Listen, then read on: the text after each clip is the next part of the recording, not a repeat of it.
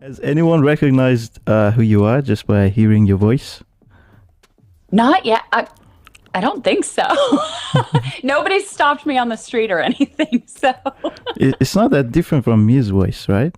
my voice is very similar. You know, possessed Mia, of course, is different. But regular Mia is pretty close to my voice. I think I adjusted it maybe like an octave up, like a tiny bit. I go a little bit like, hey, baby. Like it's just a little bit, you know, sweeter. Yeah. I think if I said that to my husband, I'd be like, hey, baby, what's up? So tiny little changes, but I don't think it's anything super apparent. So, because I know I've auditioned for other stuff within Capcom, and they're like, no, we don't want to confuse fans. That sounds too much like Mia. So, Who did you audition for? so it was pretty cool for Resident Evil Village. A couple of us actually auditioned for a few other, like they opened it up to a few other roles. Because like Nicole, she played two different characters in the game. Sarah Coates does voices. Nicole Kidman? Or No, Nicole Thompson. Oh, okay. Yeah, she was one of the daughters, and she also was, I believe, Eleanor. Oh, now I'm drawing a blank. But she played voiced two different characters, and she also is Jill Valentine in the remake. So Oh yeah. they like to bring on. It's really cool. They do like to bring back voice actors from other things, but you do have to be careful. So I did audition for the daughters. Lady D's daughters, kind of a general audition. And then I also auditioned for adult Rose. So I got to do those, which was really cool to be able to have the opportunity. But at the same time, you know, with adult Rose at least, even if I adjusted my voice to more childlike, it still was like, I think people might be confused. It sounds too much like Mia. Yeah. And I agree. I was like, yeah, I totally get it. I totally understand. Could that be a sign that Mia's gonna be in the next game? I don't know. Everybody asks, and I always laugh because I'm like, 8 just came out. I don't even know a thing about 9. Capcom keeps everything very close to their heart, which is smart. I didn't know about 8 until they were already starting to film it. So they were already starting, and I got a call saying, Mia's still alive. Would you like to come back and reprise your role? And I was like, of course, of course. So usually we find out last. But I look at it as spoiler alert, if anybody hasn't played Village, pause right now. But the little extra scene at the end of the credits, Mia's name is not on the tombstone. So yeah, I have hope. I have hope. So she could be acting as a mentor to Rose in the next game, or maybe show up in the DLC.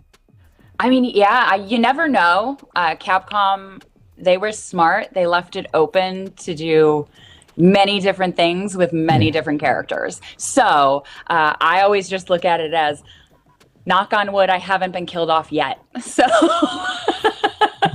I think in video games, that's all you can say is like, they haven't killed me off yet. But even if Mia's name was on the tombstone, they could still bring her back. It's Resident Evil, anything could happen. Anything. That is true. Do you think Ethan could still be alive? Is there a chance? I don't, I know there's lots of people online saying what they think.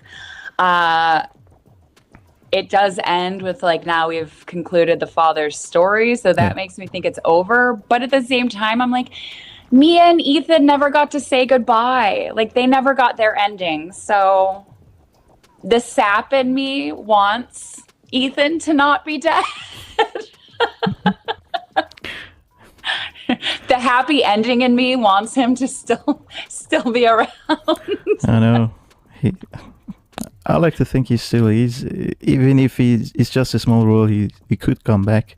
I hope so. His story as the main character, as a protagonist, could be over, but then he could be a background character.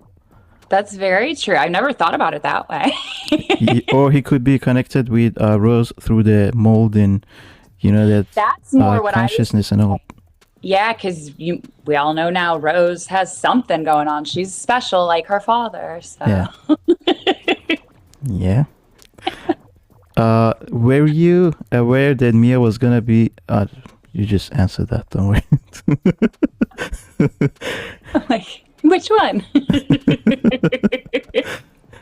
Okay, were you aware that Mia, the Mia that was killed by Chris in the beginning of Resident Evil 8, wasn't actually Mia? So when I first got the script, no. I thought they were killing Mia off. I thought it was Mia because they don't send you the full script, they send you your scenes.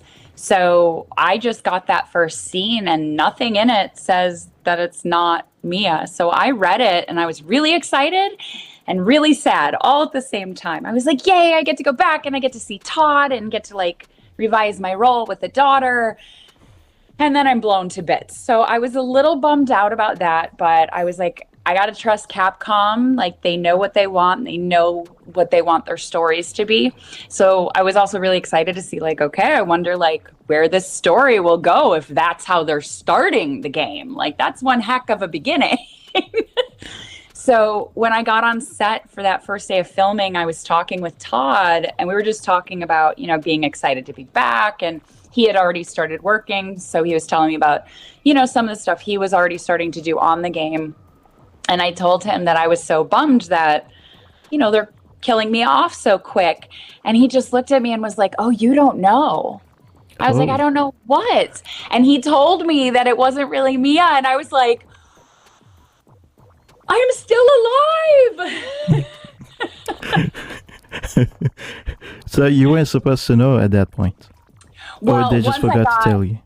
I mean, once I got on set before we started shooting, the director, of course, talked with me because, it's supposed to be Mia, but not Mia. Yeah. So they didn't want me acting like another person, but they still wanted hints of something's off. So we talked about like what parts of the scene and like what things we would want to put in little hints of her posturing, the way her voice is, how she is so quick to snap at Ethan about certain things. So by the time I was on set, like even if Todd hadn't told me, by the time we got on set right before we started shooting, the director talked with me. I also would have known if I was able to make the table read, but I was at my sister's wedding, so I missed the table read. So if I would have been at the table read, I would have known ahead of time. So I had to find out day of on set, but it still worked out nicely because, even if I didn't know right away, they didn't want Mia to be different. I mean, Miranda is supposed to have taken over. She is supposed to be Mia in that time. Yeah. So, either way, it would have worked if I knew or didn't. But knowing definitely helped with having the little ticks throughout that beginning number where you can just tell something's not right with Mia. So. Okay, she was kind of different. She was very, she was more like possessed Mia than the normal Mia that we saw. She was like nice. It's like it's like hungry wife. She was really nice until she's hungry, and then it's like, just what are you doing? Yeah. Finish. Go. So. Who was your favorite Lord in Resident Evil 8? Oh gosh. There's something so cool about all of them. It's so hard. I kind of love Donna and Angie.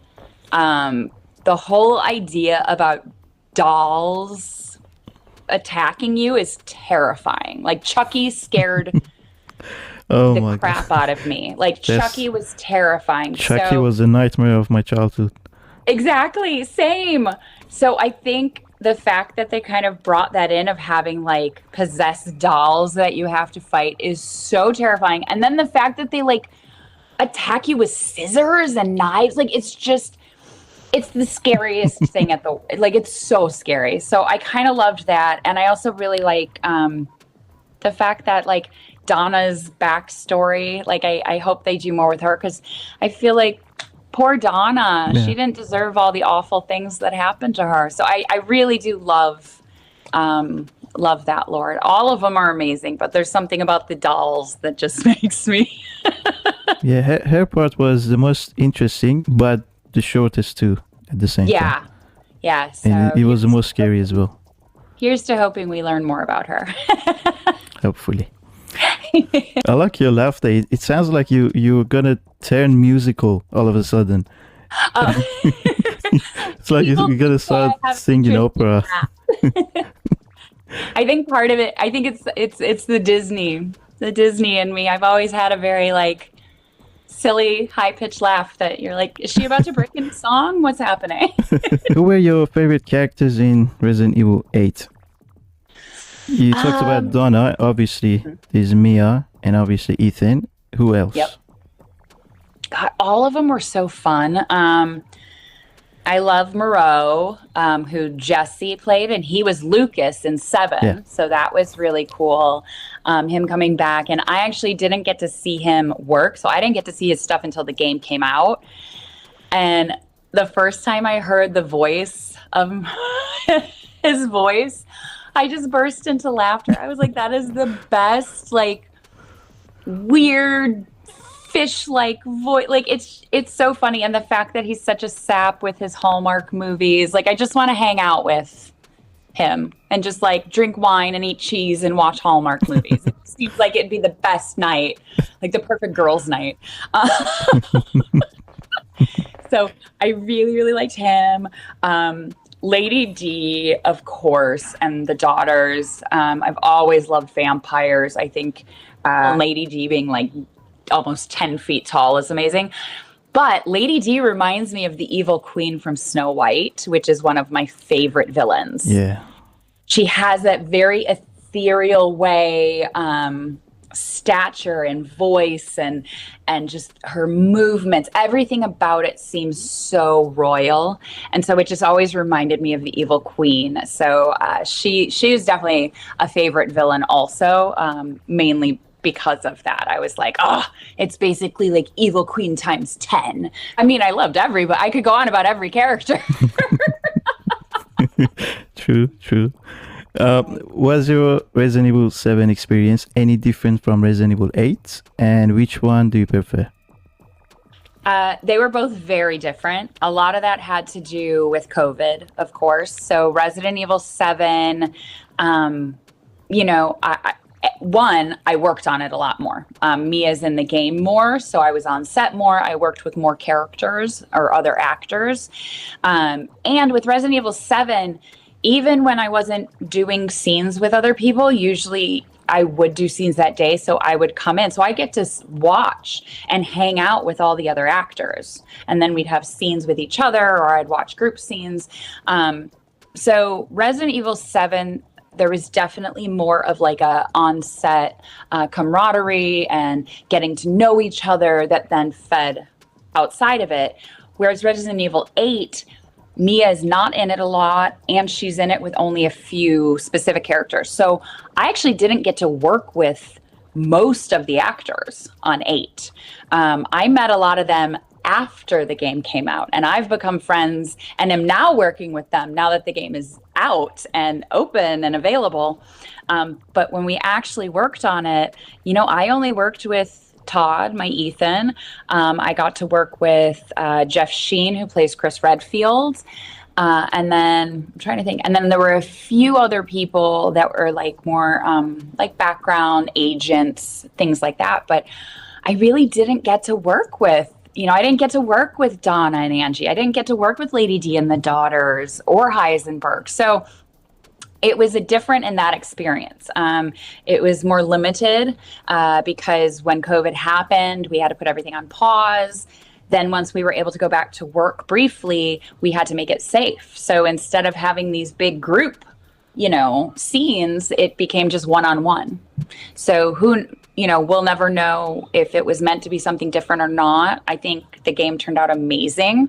the fact that Capcom and the workhouse and all the actors were able to get the game finished in time with the pandemic is just beyond amazing. And it, you know, they didn't skip anything. They didn't cut things out to try to make it fit. They still have a full game, a full story that everyone loves, that everyone is into. So I was very impressed. And as an actor, they made us feel incredibly safe during the pandemic working on set, which, you know, also helped. So it's hard to say which game was my favorite to work on because they were two completely different experiences. 7 was great because I got to be possessed, and of course I love doing that. But 8 was great because I got to be a very, very sincere and emotional Mia. You know, I got to show a lot more emotion, a lot more real emotion as Mia in 8 versus 7. So, you know, I can't say I didn't like one more than the other because they were so different. Okay, understandable. I accept that.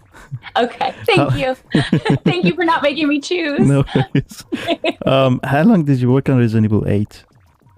So 8, I worked on for maybe a year and a half on and off, but a lot of that had to do with COVID because we had to put everything on pause for a while. I think if the pandemic hadn't happened, probably 6 months on and off I would have worked on it with the amount of scenes I had and ADR and things like that. So most likely 6 months would have been around what I did if the pandemic hadn't happened. Okay. Did you have to travel for it at all? No, I was lucky. Everything was shot here in Los Angeles.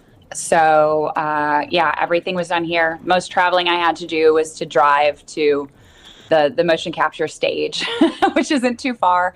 There were a few actors from overseas, so they were flown in. Capcom's in Japan, so they would come in. And that's kind of why when it was shot, it was broken up. So, you know, like I said, we worked on it on and off because what would happen is the director, Capcom, and the actors, like we would all come in and be like, okay, we're shooting for the next 3 weeks.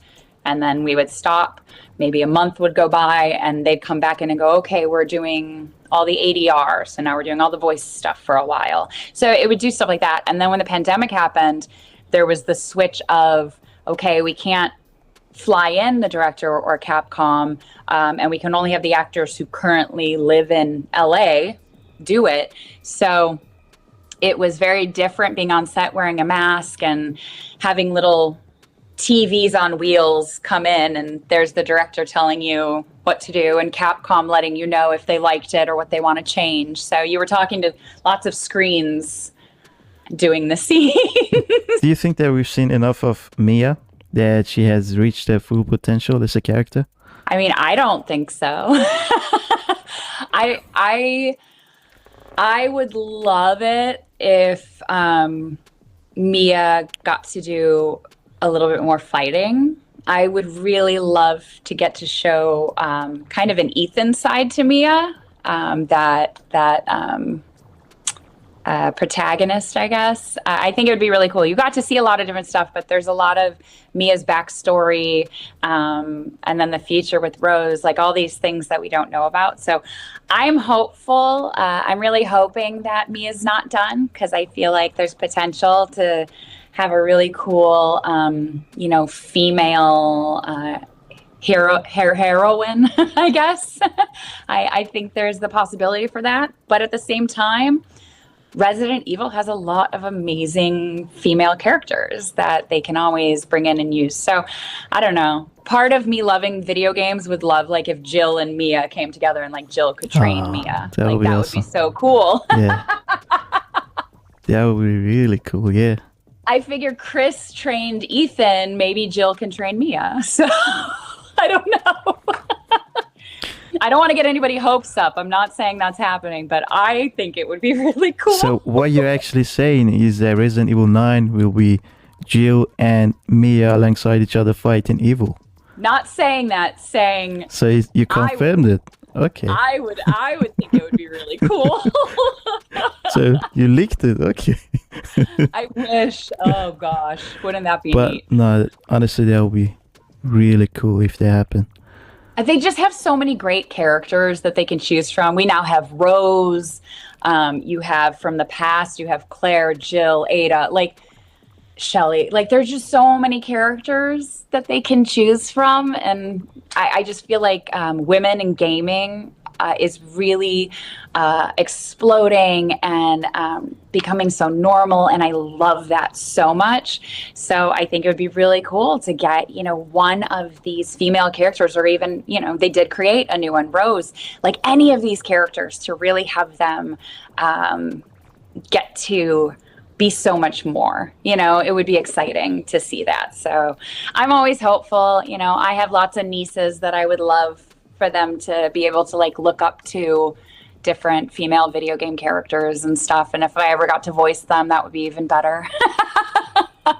So here's to hoping. I hope that happens for you. We all do. Thank you. Is there anything you can tell us about your future projects? Nothing that I can flat out talk about right now. Gotta love the industry and the NDAs, but I am very good. I always tell people, follow any of my social medias. As soon as I am allowed to announce projects or post pictures, literally the day they let us know we can do stuff, I'm on there posting. So I let people know right away as soon as stuff comes out or as soon as stuff is going to air or be released. So follow. I'm on Twitter, I'm on Instagram at KatieOax, and then I have my Twitch page, all that kind of fun stuff. So there's lots of different things. I have some short films, so hopefully all of those will be available for viewing pleasure. Looking forward. Have you had any interactions with your fans from Iran so far before this? Just they've popped on to some of my live signings, so It's been really cool. Yeah. So while I'm doing live signings, I have a chat up, so everybody's on there typing in. So I have seen a couple pop on saying hi from Iran, love from Iran. So it was really, really cool getting to see that and finding out that the game is very popular there and that people I have that following. It's been really, really cool. Our pleasure. There's going to be many more from now on. I promise you. Okay, can you say, okay, wait. Can you please say, Ethan, you were right. I did lie to you. I shouldn't have. All I can say is that if you get this, stay away. Let me have my water real quick and get that voice ready.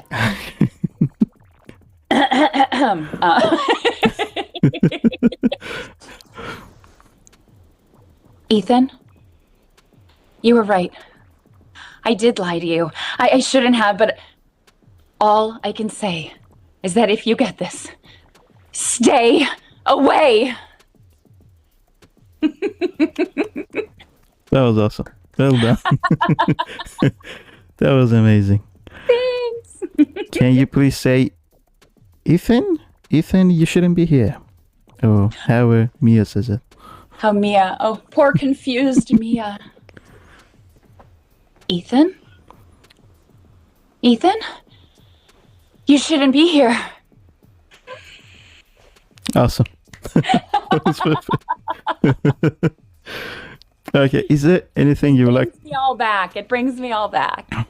It does. Same here. Is there anything you'd like to say to me and your Iranian fans? Oh my goodness. Hello. I love you guys. Thank you so much for everything you do. You for reaching out, of course. My pleasure. And I'm so happy to be able to come on here and do this. And just, thank you so much for the love and the kindness. Like I said, this is the first thing like this I've ever done. And it gives, I have goosebumps right now thinking about it. I can truly feel the love I love interacting with all of you. Please never feel nervous or worried or shy. We love talking to you. I hope to do cons someday overseas, because I would love to meet all of you in person. It's like the best feeling in the world. So yes, again, thank you so much for basically making this what it is, because if it wasn't for all of you, for your love of the game and the characters, we wouldn't be here. We wouldn't be doing this. And Resident Evil wouldn't be on its 25th anniversary. So it's been amazing. And it's really all because of you guys. So much love, Ari for life, to all of my Iranian fans.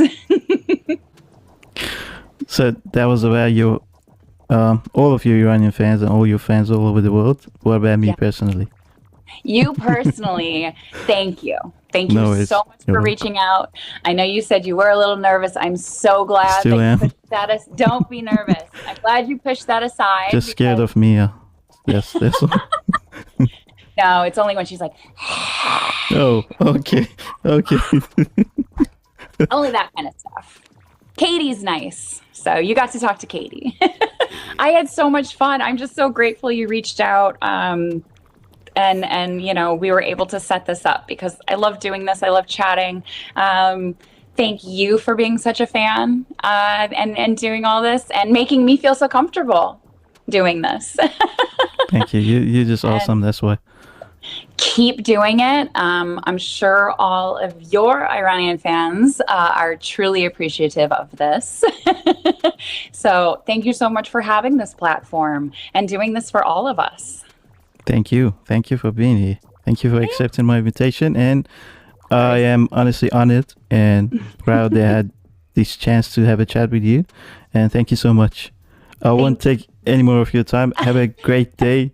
And wish you all the best. I'll see you on Twitch, hopefully soon. Yes. Thank you so much. Thank you very again. much. Bye. Thanks, Katie. Have a good one. Bye. You too.